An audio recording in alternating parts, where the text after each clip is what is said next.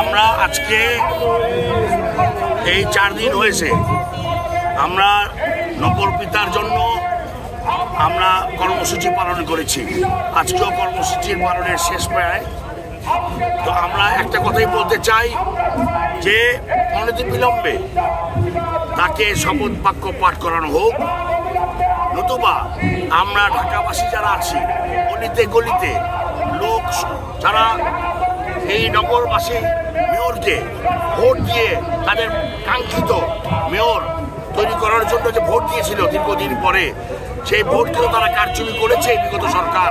কিন্তু কোর্ট যার সর্বোচ্চ বল, কোর্ট কিন্তু রায় দিয়েছে ইঞ্জিনিয়ার ইসহাকে মেয়র হওয়ার পক্ষে। কাজেই এখানে তো দ্বন্দ্বের কিছু দেখি না আমি। সর্বোচ্চ কোর্ট তাকে রায় দিয়েছে, আপনারা তাকে শপথ বাক্য পাঠ করিয়ে তার আসনে অধিষ্ঠিত করবেন। এটাই তো হলো সবচেয়ে এই নগরবাসীর চাহিদা। ন্যায্য চাহিদা থেকে আপনারা কেন আমাদেরকে বঞ্চিত করছেন?